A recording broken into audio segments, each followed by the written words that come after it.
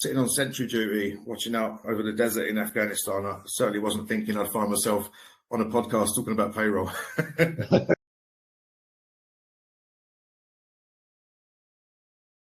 Welcome to our podcast, It's About Payroll. We're your hosts, Brian Escobar and Walter William Duncan III. Whether you're new to the payroll game or a seasoned veteran, we have something for you. Welcome back, folks. This is another episode. It's about payroll. It's about your paycheck. It's the remix. You know what I'm saying? We're at episode 122. We got a great guest on today. His name is Russell Webb, and we're just going to have a payroll conversation with him. But before we get into that, how you doing, sir?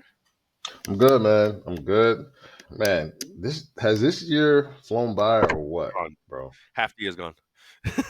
Gone, bro. It's crazy. It feels like it was just a blur. So quick. But other than that, things, though. Sorry, go ahead. No, go ahead. No, I was gonna say when you get old and you busy, the older you get, and if you're busy on top of that, forget about it.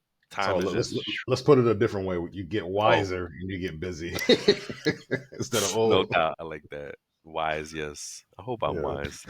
Yeah, me too. Sometimes I don't feel as wise as I would like to be. What about you, man? Good, man. Just gosh, man. I don't know. Trying to be intentional. You know what I mean? Trying to just constantly refining. I had told Tiffany Gray when we started chopping it up with Tiffany Gray from Paycon, from the Payroll Congress. Yeah. I forget, we were starting to chop it up on LinkedIn before we actually interviewed her. She's how's life, how's things? Great to talk to you guys. And I was like, it's not a midlife crisis. It's I think people really, they over dramatize it, right? And get to this age. And I think it's a midlife reevaluation. You've changed so much from, because in my head, I'm still 25, but we've changed so much from that age that you have to really just reevaluate. And some people don't do that and get messed up and get stuck on the past and don't get out of the past, and their life is stupid at 40, 50 years old. But some people get it and they're like, wait a minute, we need to readjust and can't do these things anymore. You call me what you want and whatever. And whether it's dietary things, whether you drink or bad habits, and you cut away the people, the negativity, the drama, the nonsense. So I think it's just a midlife reevaluation that I've been in for a little while now. Look, to me, it's like that.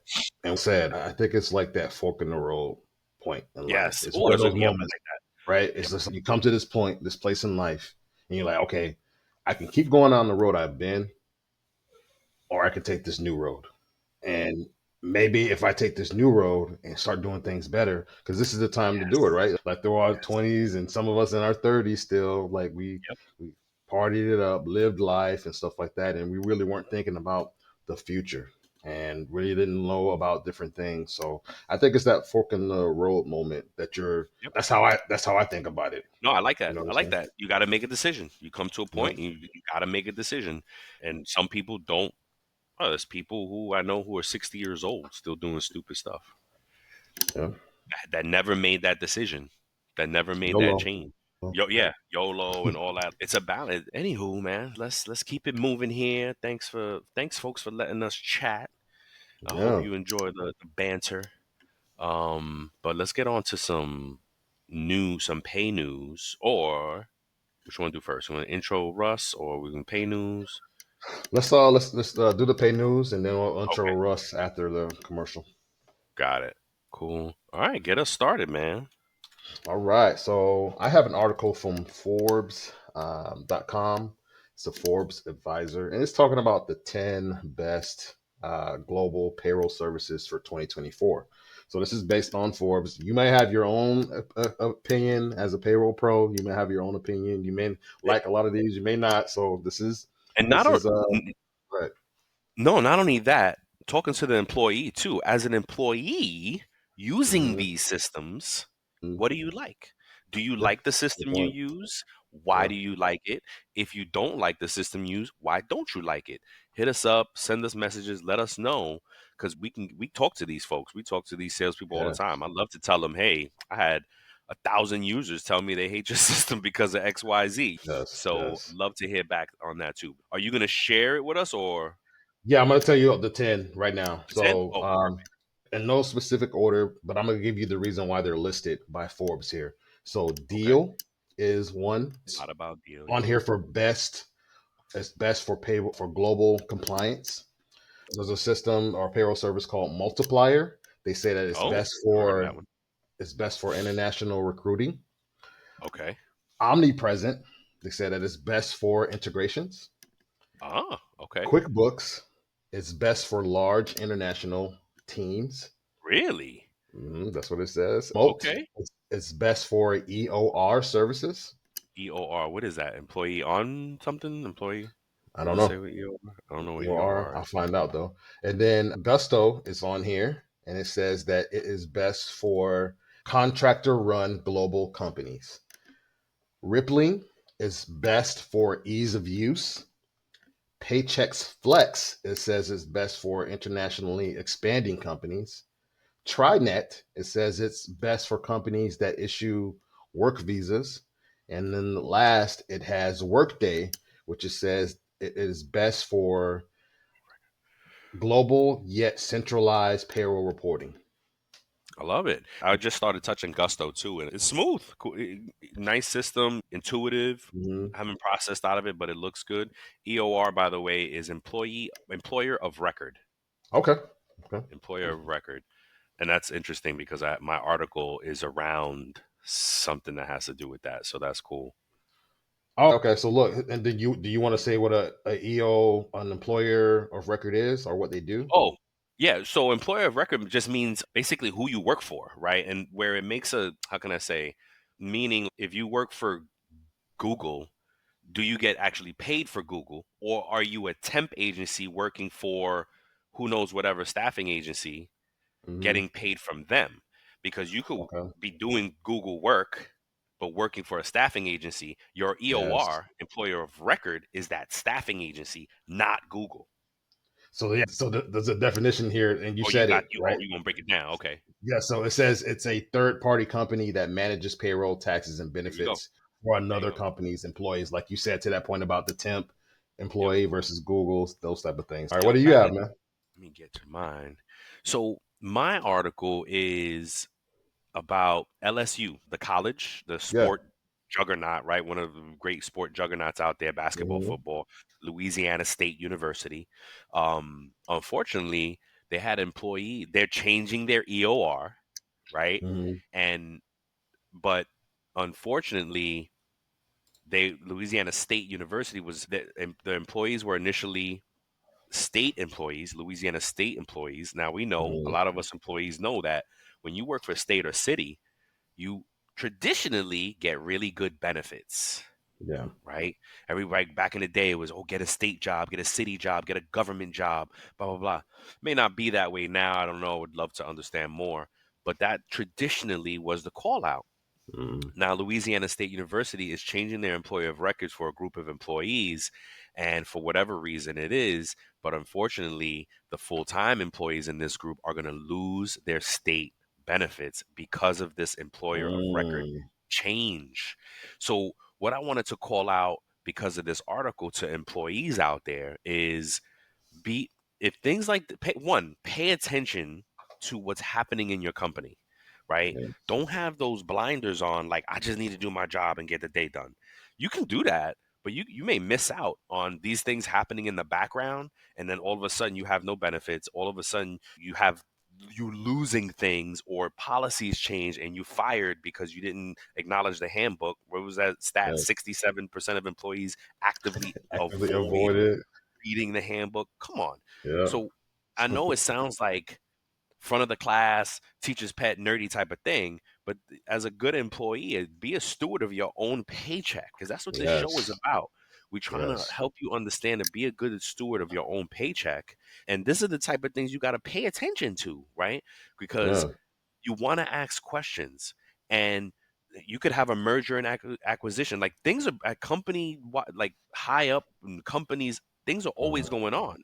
And Yeah. the company For a lot of things, they're required to tell the employees, whether they tell you now or later, they're going to tell you that things have changed and this is what it is. And you sign off, right? And you go Yeah. on your, it's so, I love how it all ties together because when you log on to your system of record and you got a document there and it's nowadays you could just click it. Yeah, I read it, acknowledge, click, I'm done.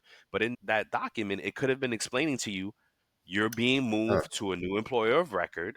If you're a full-time employee, you're going to lose Yeah. benefits and you need to go and do XYZ. If you're clicking away and you're not understanding and paying attention to these things, you could really get hurt. And these things like this happen all the time in companies. And that's a common conversation that leaders are having. Should we change our employer of record? Because there's money savings in there for them, right? Yeah. There's management savings. There's gain. There's money to be saved. So when you're talking about a company and you work for a company, guess what? Those leaders are always talking about how to save money. And they do have to tell you, right? You may not know immediately, but eventually, if it has employee impact, they are going to share it with you. Yeah. And you're going to acknowledge on some document that you didn't read. And then you're So, going to be impact, right? Go yeah. ahead. So look, it's better, and let me know if this makes sense or resonates with what you're saying. I'm trying to articulate it in a way that makes sense for the employees that are listening. Oh, wow. So one of the things that you need to do, hey Russell, one of the things that you need to do as an employee is make sure that you are more so proactive than reactive, right? And that's by informing yourself, educating yourself, learning about what your company policies are, learning about those different things, so you can find out exactly how those things benefit you, right? Hey, Russell, we were just talking about just some, we went over our article here and just talking about some different things. Thanks for joining the show. Apologies, I'm a little bit early. I thought I'd jump in No, and You're you're good. good. Yeah, as long as you don't mind joining us for a few things. absolutely. Oh, Okay. awesome. All right. Awesome. We do have some bills to pay. Walt, you want to read Yes. let's pay the bills. Yes. Summer is almost over, and with it, the perfect opportunity to plan your next vacation. Whether it's a long vacation or Christmas break, Time Track Go is here to ensure requesting and approving your time off is hassle free. Time Track Go simplifies vacation planning for employees with its intuitive mobile app. Easily check available vacation time, submit requests, and manage everything on the go. For supervisors, approving requests is as easy as a single click upon notification. Everyone deserves a break, and Time Track Go streamlines the process for all. Start your stress-free vacation or PTO planning today with the free 14-day trial at timetrackgo.com. That's WTIMETRAK go.com. Or you can call them at 888-321-9922. Happy vacationing and let's go. Let's go. So, joining us today, we have Russell Webb, who is a dynamic force in the payroll industry. He is the Payroll Business Development Manager at Phase 3, specializing in managed service payroll. With 8 years of experience across the global payroll landscape, Russell has had pivotal roles from managing payroll teams to spearheading global account management and sales, ensuring clients get tailored solutions for their payroll, finance, and HR needs.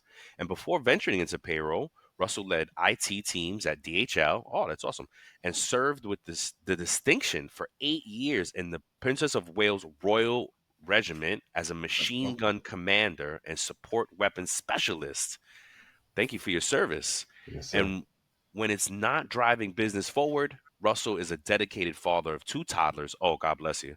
And a passionate football fan and a true Star Trek aficionado. Get ready for an engaging conversation that we're going to have here with Russell Webb. Thank you, Russell, and welcome to the show. Thanks for having me. Yeah, that was a lovely intro. I really appreciate it. And 100% accurate as well. Oh, Good, good, awesome. Wow. good, good. That's good to hear. Russell, it's great to have you on. We're excited for you to be here. I know we've been talking back and forth, and so forgive me because I know I dropped the ball a little bit when you reached out. Thank you for being patient with us, and we're excited to have you here and really want to get this episode going with you. We have some topics that we want to discuss with you. And before we get to those questions and stuff, we would like to know, how'd you get into payroll? What is your payroll origin story? Yes. So it's an interesting one. As you said, I joined the army straight from school. So I was 16 when I joined the military, and wow, 16. Yeah, I don't think you can do it anymore. But at that time, you could join at 16. Wow. And I went all around the world with the military, Iraq, Afghanistan, various other places, and all through that, I didn't even know payroll was an industry. Yep. I didn't even know it was a job that people did. It was just, I'm sure many people around the world actually have the same thing. You get your paycheck, you get your pay slip. You don't, unless it's wrong, you don't know what goes into doing it. That's right. I had no intention of going into payroll when I left the military, but I got the opportunity to. I was living in Prague in the Czech Republic for a little while. And I got the opportunity to manage, because they were looking for a people manager, and I got the opportunity to manage a payroll team. Oh, wow. And it was a great opportunity for me to learn, to develop people, which I've always been quite good at, to coach and to mentor people. But at the same time, I felt like I should know a little bit about payroll if I'm managing a payroll team. So I learned. Well, that's going to ask you, wait a minute, you just straight out of the military, they let you manage a team, now a payroll team at that. Yeah, there was a few little, like you said before, I was at DHL for a little while, and I started on the IT service desk, tried to turn it on and off again. Yes, of course. Sort of thing. And then within a few months, I became the manager there. And then, as I said, I moved over to... I get it. I moved over to a company that you guys might be quite familiar with. 3 initials, ADP. Yeah. I work with them right now. And every payroll person that or company that I speak to, everyone's got someone from ADP in their organisation. It's such a far-reaching. But so I joined the ADP team managing Swedish payroll, would you believe? Which has its own set of legislation and nuances and that are far beyond anything I'd dealt with before. But from there, I realised I like talking about payroll more than actually doing payroll. I moved into an account management position, and then from there to sales, selling managed service payroll. Wow, that's an amazing story, man. Like, again, thank you for your service. And thank you. I do have one more sub question. I don't know if I included it in the email with the topics, but could you say, or how has your IT experience helped in your payroll career at all? I wouldn't say very much at all. So at DHL, we were doing internal service desk, first level IT stuff. Okay. Customer resets. Obviously, as companies have evolved and service desks have evolved, they have this system where they try to put more of the technical stuff onto the first level teams. But I don't think it really affected what I've done in payroll at all, to be honest. I like the question, though. I don't understand. Yeah. Okay. Yeah. Make customer service though. If you're good with people, definitely sharpen that skill. It all connects. It all connects. That's the beauty of payroll. Yeah. That's awesome. All right. But it's not quite a Marvel origin story, but I still think it's more interesting than most. No, you're a great story, man. I think that's what I love about connecting with people and folks on the show, is that everybody's story is different and it's unique, and like everybody's like their own. To your point about Marvel, right? Everybody's their own payroll Avenger, and everybody has their own super story. So it's cool. It's really cool. One of the things I love is talking to friends. When people say, you tell people you're in the payroll industry or you do payroll, people more often than not, if they've not had any kind of direct experience with payroll teams, they're like, isn't it just clicking a button? Oh my God. And I love explaining some of especially the differences between global and local payroll. When I first joined ADP, the thing that someone explained to me at a very kind of high level about payroll was that if you're a multinational company that's got offices in every country in the world, either you outsource your payroll to someone for a cheaper price, or you'd have to have a different payroll person in every single country that you've got. Yep. So it's just cheaper to do it outsourcing. But then most companies in the world aren't multi-country. Most companies have their own geographical footprint in their own country, and it's even cheaper for them to do it in their own country using an outsourcer, using a trusted company rather than trying to do it themselves. You bring up an interesting point there. If we can clarify, what's the difference between outsourcing and doing it themselves, in your opinion? So for me, it's outhouse versus in-house. So in-house, you will use a payroll system. Mhm. You have to outsource a payroll system unless you develop your own, which is obviously very Right, expensive, which is crazy, right? or unless you do it on Excel, which I still find companies doing some. Crazy. Yep. Wow. Depending on your size, yeah, I've seen that as well. Yep. But you're gonna need a payroll system, but you're also gonna need a payroll specialist who knows the local legislation, the local nuances, can support your employees, can run the payroll each month, plus all of your different things like your pensions and everything else that you've got to in line with the payroll side of things. And in-house, you're hiring someone to do it for you, but they also need backup as well. So you need Mm, someone else to be trained to in case of the worst. So in-house is doing good it there, point. whereas for me, outsourcing is using another organization to run your payroll, and it can be fully managed, part managed, even just emergency support or a little bit of support here and there. Outsourcing can cover all manner of kind of support levels that you can have in your payroll, whether it's at the top end of the spectrum, fully managed, or just a little bit of support here and there. Wow. Perfect. I love it. That's great because I think we as payroll folk, we kind of we talk about, oh, in-house, outhouse, like what does that mean? Yeah. Thanks for that. I appreciate that. Yeah. So the next question, or the next topic we want to discuss with you, Russell, is payroll. In your opinion, is it a finance or is it a HR role? It's one of the age old questions that I don't think anyone has been able to significantly answer yet. I see arguments all the time on LinkedIn and places like that for either way. I also see a lot of people nowadays saying that payroll should be its own department, should have its Yep. own.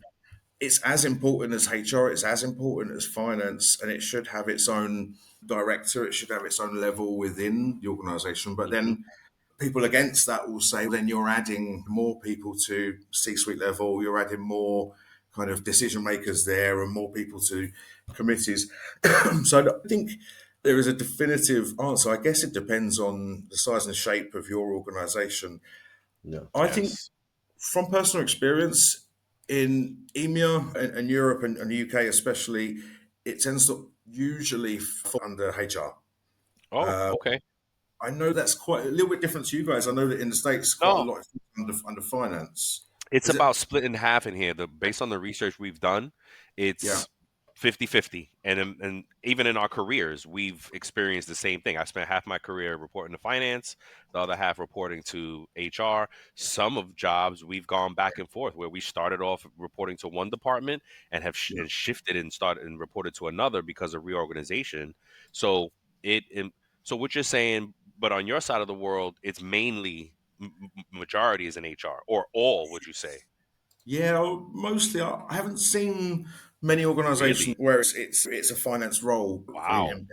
It's usually a That's HR interesting. role, but then they still need finance approval to Of course. do Yeah. anything really tangible. And we say on the show we've called it the holy trinity of payroll, where you have to doesn't matter who you report to, whether it stands alone or not.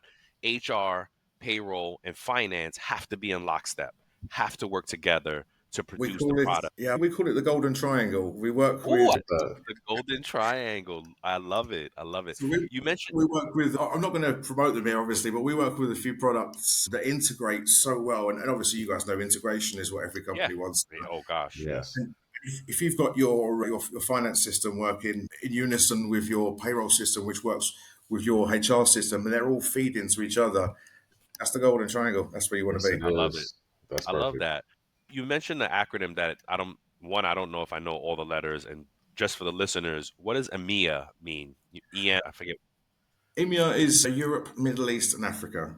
Ah, So okay. quite often, global corporations will split their geographical regions into North America, sometimes Latin America, sometimes they'll have EMEA, which is Europe, Middle East, Africa, and APAC, Asia Pacific will be. So at least the companies that Thank I've worked you. with split them Yeah, that way. no, I'm familiar with the acronyms, but I directionally know what they mean, but I never looked it up. And thanks for sharing that. That's a good call. That's a good definition for folks.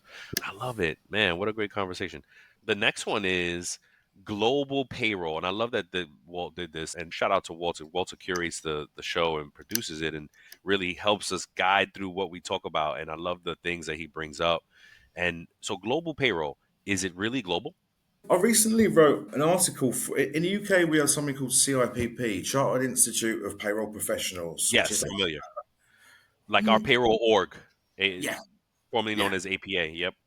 Yeah, same similar sort of thing. They're not necessarily a governing body, but they're very well respected, and they train people, and you get your Same thing. qualifications in payroll through them. I'm quite friendly with them, and I wrote an article in their monthly about the different global and local and regional and whatnot payrolls. One of the things that I was thinking and this is coming from ADP, so they used to have global payroll, so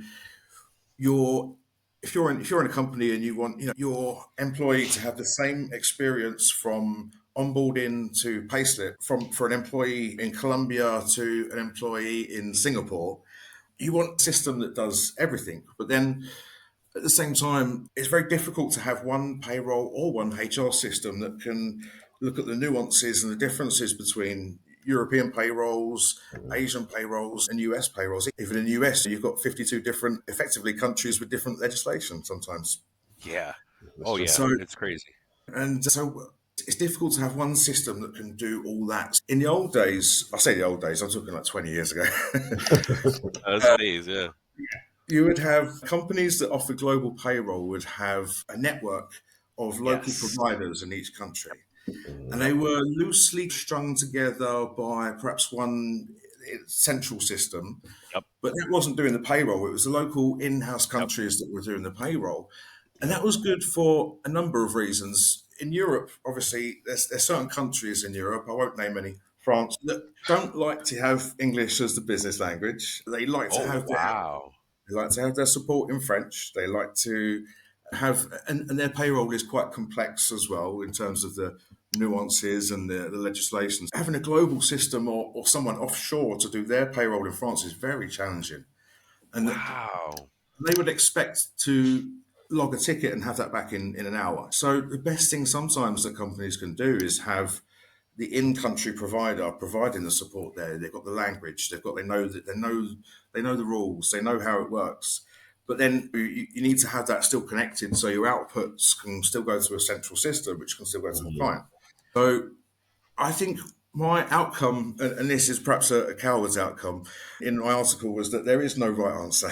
Yeah. Depending on the size and shape of your company, depends on how you should set up your payroll, whether that's grouping countries together and having that done that way, whether that's having local providers who can provide the outputs like the GL files and everything else that you need into a certain format that goes into your central system, or if you really want exactly the same user experience but are willing to compromise slightly on perhaps the service time, a global system is truly for you. So it really depends on the size and shape of your company. And that's why my job is speaking to clients and determining what the best fit for them is. Well, so and perfect segue. What is your job? Tell us a little bit about your company, what you do, what your purpose is. Sure. So my company is Phase 3 Consulting. We are a company based in Manchester in the UK. Okay, cool. We started off 20 years ago. We recently celebrated our 20th anniversary. That's how I know Congrats. it's. Congratulations. Started off with one person, our founder, in his bedroom doing some HR consulting. Yeah. And over the years we've grown, and now we're 120 people. Nice. Our business is split 50-50, roughly, between our consulting side, our professional services, where we offer clients health checks on their systems, HR, finance, payroll systems. We do health checks. We do system selection. So we'll go out to companies and we'll help them choose the best of breed kind of systems for them. And any kind of professional kind of consultancy on multiple different kind of payroll systems that are used in the UK. And then the other side of our business, which represents the other 50%, is our managed service payroll side. This is where I come in. Okay. Okay. So we offer, we're a bureau, so we offer managed service payroll on We offer payroll on about 9 different payroll systems. So we have experts on all of those different kind of. Oh, All the wow. big. So not just one. No, absolutely. Yeah. All different kind of payroll systems that we use. We have experts on. I think someone at last check, it was about 600 years of payroll experience in our payroll team. Oh, dang. Wow. That's awesome. A company will come to us and say, we're having trouble with our payroll. Either our payroll manager left is usually one of the things, or the payroll system is not fit for purpose. If they like what they're using, generally we would say we can offer you a short or long-term managed service. So one of our experts can come in, operate the payroll on your software and run your payroll for you. Or if they're not happy with the software they're using, we have a system of choice that we can implement and run ourselves called Brain Payroll. Nice. At the moment, it only does UK and Ireland, but eventually, hopefully, we can expand. But Brain, you called it Brain Payroll? Brain Payroll, yes. As I said, we use multiple systems, and I'm sure you guys would know some of them, not with the ADP Global View, and we use one that's quite popular in the UK called iTrent. There's one called Unit 4. There's various systems that we run managed services on, but all of our teams say that their favourite one is the one that we use called Brain Payroll. It's very simple. It's very linked into everything. You have one user journey that you go on the side. You can run everything that you need to run possibly from there. Reporting is, you have a report builder on there, so you can build the reports as you need them. And you have the connectivity, as I said before, into the finance and HR systems as well. So it's a really good system to use. Awesome. Wow, I love it. Awesome. But you said it's only UK and Ireland? At the moment, yes. Yeah. Hopefully expanding soon. So where most of your clients in the UK? Correct. Yeah, we have a partner network as well, so we have good relationships with some local providers in other countries. So if we have a client come to us and say we've got Finland and Belgium as well, we can certainly do their payroll for them, but it will be via one of our partners. Got it. So what's your role there? Are you an account manager, a sales leader? What do you do for them?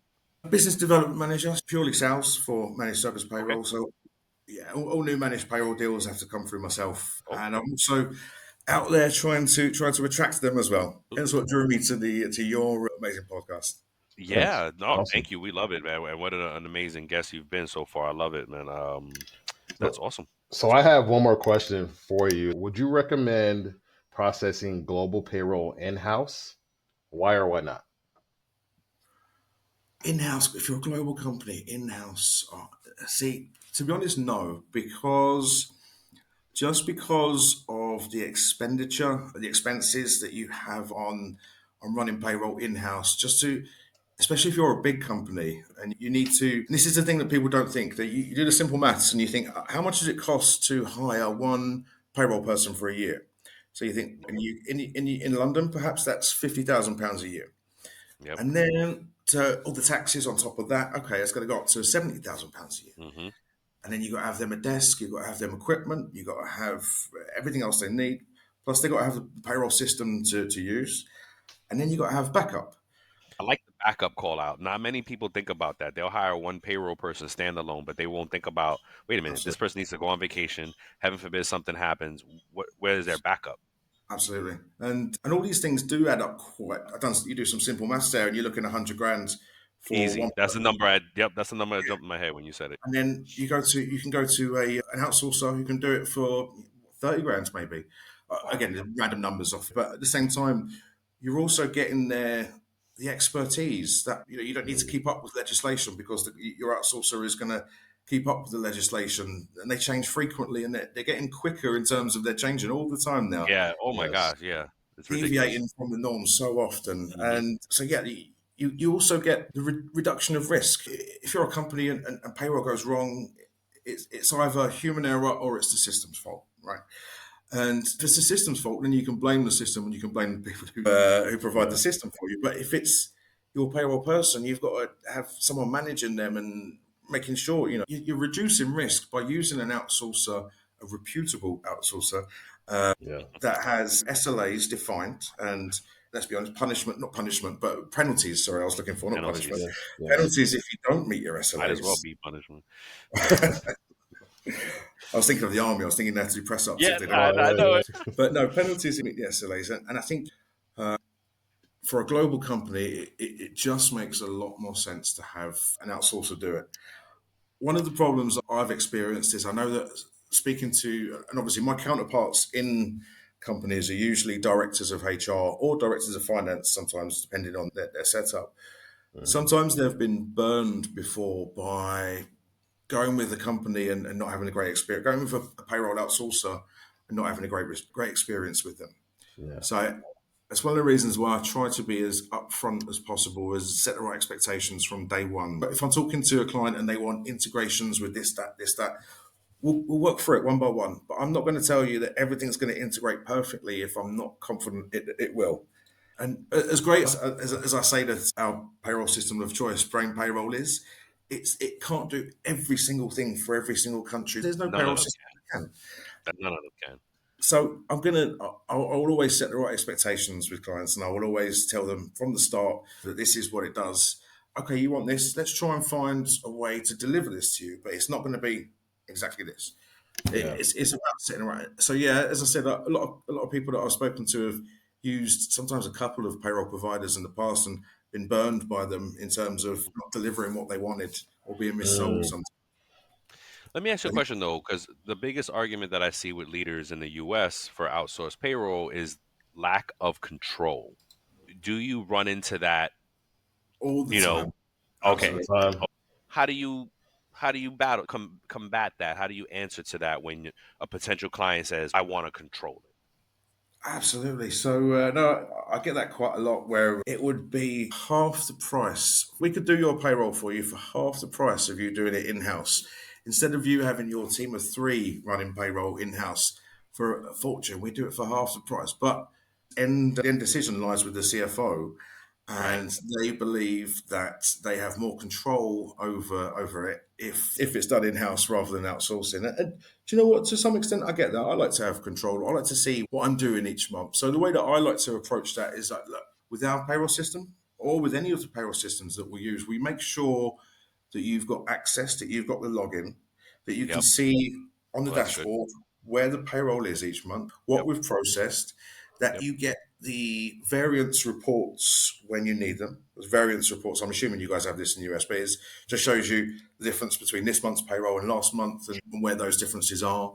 So I try to explain to these people that you'll get all the reports, you'll see on a dashboard where we are each step of the way, and you have to approve the payroll before we can send it. So it's not like we're doing things behind your back. So You'll get all the reporting. yeah. You'll get everything the same as what you would have if it was in-house, and you have the end control over the payroll. I love it. It doesn't always work. No, but see, I'm just thinking about it through, right? I would challenge those folks to say, what is it that you want to control? Because if you start peeling that onion back, what you find more often than not is, they want to run a report really quick. So if they have access, they can. Your finance, and it's usually finance that needs the report, or data, right? If you want people data, nowadays that's an easy report as well. You can deliver it in advance with real time. So there's probably a few reports that you could just give them the run and give them that data, right? And I'm very payroll orientated, so I don't work too much with HR systems, and I feel even in my experience with HR systems, they can be more global than payroll systems because it's not processing compliance and taxes. Exactly. Like your people and that's where I guess Workday comes in. I haven't worked in Workday in a a long time. I was just about to say Workday. You can have your Workday, and you can use it how your company needs to use it. I've spoken to a lot of companies who use every single facet of Workday. It's their Bible, they say. But then I speak to some companies who only use a tiny piece of Workday because the individual countries only utilize a certain amount of it. But then if you've got that as your global system of record, you can have your HR system, such as Workday, as a really good global system of record where you're onboarding your employees, and you can have your countries, individual countries, doing their own payroll. I think that, to me, that's a good system that works. Yeah, because you get the standout service in each country. Again, it goes back to as well another thing called best of breed. So if you choose one company to do your HR, do your payroll, and do your finance, you're going to get their system, and it might be great in HR, but it might not be that great in payroll or finance. So you're not going to get the best of breed.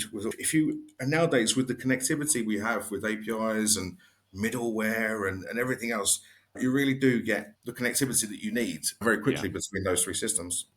Yeah, pretty much. Pretty much. Thank you for that. Yeah, man. What a great conversation. I love it. And I love being surprised, right? Because we've never met, and we don't do any preparation calls before I like doing it. I love it. I love it being very fresh and right. I've seen what you got. I've watched your podcast before, and I really like them. So it was one of the Thank reasons you very much. I was really eager to get on this one. Thank you very much. Yeah. One last one, and then we'll play a game with you here.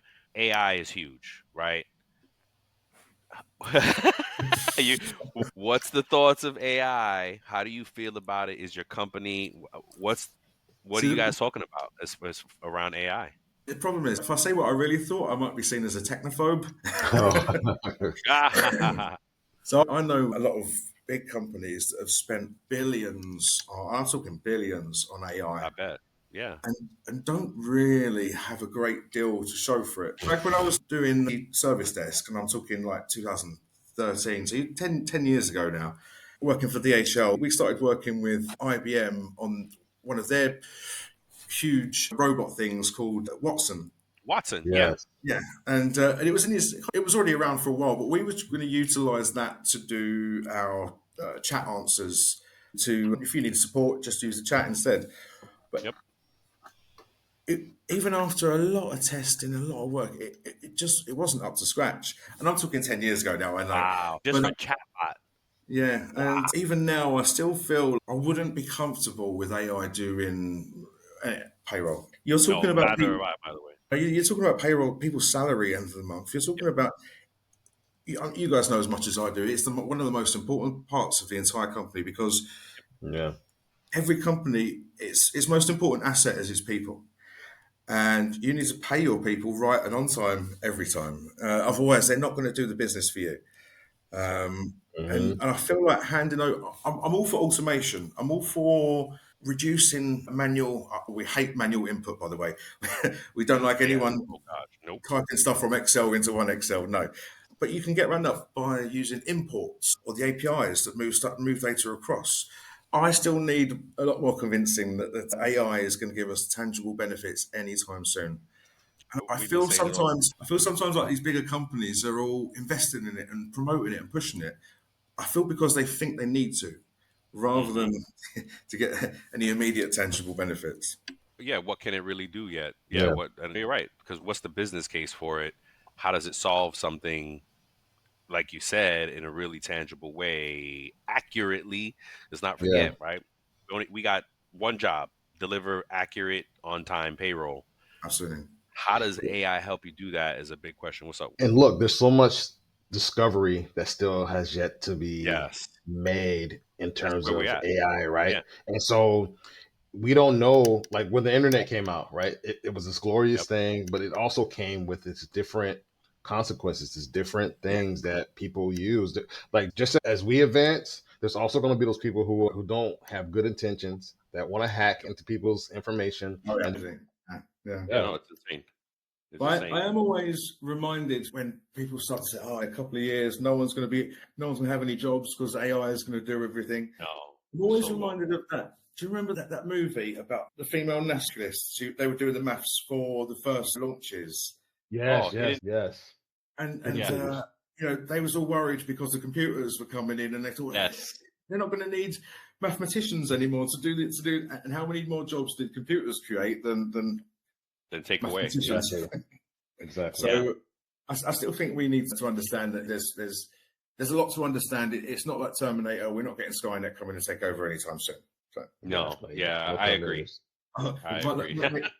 So on my LinkedIn, I create some payroll memes sometimes, and I was running out of payroll jokes. I'm going to be honest, it's tough. Yeah, it is. So I asked T, give me 5 payroll jokes. And not one of them made any sense. Exactly right. Exactly right.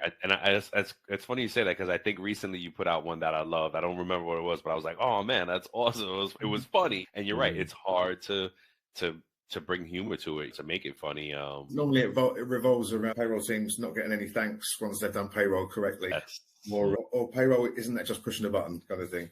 Yes, exactly right. Yes. Exactly. Look, Russell, thank you so much, man. Before we let you go, we have a game that we play with everybody called This or That.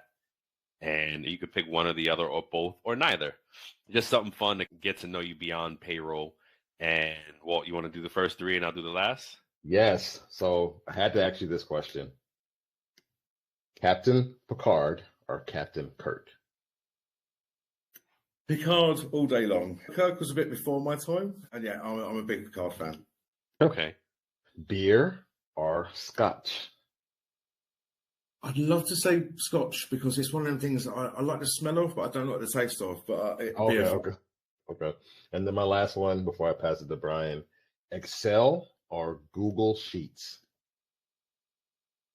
I'm a little bit old school, so I'm going to say Excel. Yeah, okay. Likewise. Yeah. All right. Chelsea or Manchester United? I have Chelsea tattooed on my arm. Whoa. So there you go. All right. Yeah. Remote or hybrid? So I'm remote full time. Okay. Our office is half the country away. So having remote workers allows you to have an expanded workforce. You can have skills that people need, and nowadays, with the connectivity that we've got to each other, you don't need to have everyone sitting in the office unless you're in a factory, obviously, or something that you need to be there. I'm going to say, but again, it is nice to meet the team and go out for drinks afterwards, and a mix of both. I like the remoteness. Yeah. Okay. There you go. Question. Okay. A last one: fish and chips or bangers and mash? Oh, that's a good one. I'm not a big fish fan, so I'm going to say bangers and mash. Okay. But so and you guys don't know this, but so we in the UK we have, where I'm from, especially as a local cuisine, called pie and mash. So we have we have mashed potato, a small minced meat and onion pie, but we'd have something called liquor on it. And my nan used to make it. I'm still not sure what's in it, but it goes over it. It's like a gravy kind of thing. Okay. Oh, that sounds good. Man, it sounds good. Yeah, that sounds. And you live in Manchester, is that right? No, I'm just south of London. Oh, okay. What's the town, if you don't mind us asking? It's called Chertsey. Chertsey? Chertsey, yeah. We have the UK's biggest theme park next to us called Thorpe Park. One of the biggest. But that's all we're famous for, really.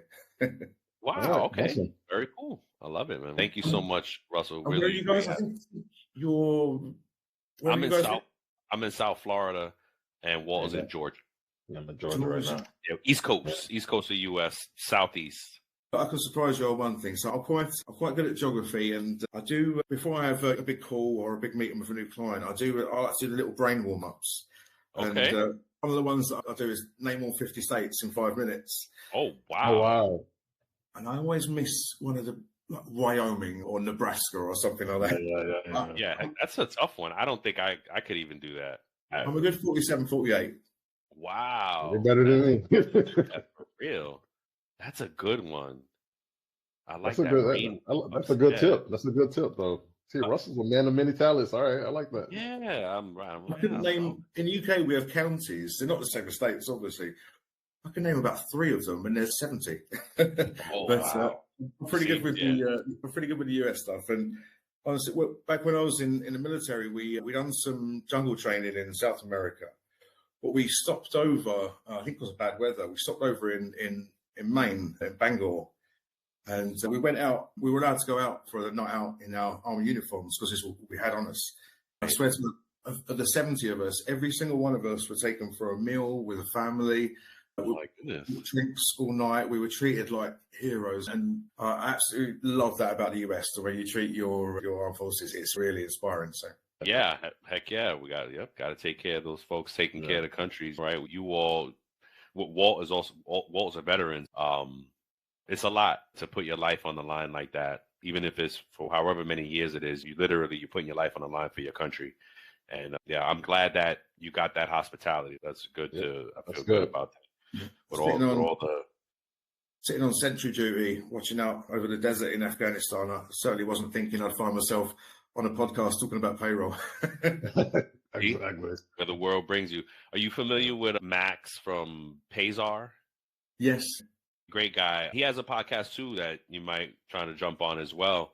And he's another one that said the same thing. I never thought payroll would take me around the world and what it did for him. And he had some great experiences. Walt did payroll in the Navy and on an aircraft carrier around the world. Like you never know where your life is going to take you, right? One of the things that you do. There's still, I still think it is a niche industry, and you tend to, as you go on, you can't burn bridges in payroll because you will meet people from your past experiences going forward. But there's still a lot to be developed. It's such an important industry that needs to function well, and companies and clients need it. So there's a lot.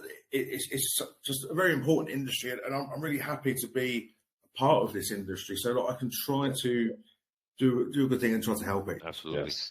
Absolutely. Again, thank you for coming on the show with us today, man. It was a really pleasure to have you, and we'd love to have you on again, man. I'm sure there's so much more we could talk about, and let's keep in touch, man. We could do another date. And back to your first question, Brian. So you said Chelsea or Manchester United. Chelsea just kicked off 7 minutes ago, so I'm going to go and get to the game. There you go. Thank you so much, guys. It's really nice to meet you. And likewise, Russell. Thank you. Thank you. Bye-bye. All right, bye. Before we sign off, here are a couple quick things. Don't forget to follow It's About Payroll on LinkedIn, and It's About Your Paycheck on Facebook and TikTok. Thank you for being part of our payroll community, and thank you for being a part of this journey with us. Until the next time, keep learning, keep growing, and most importantly, keep going.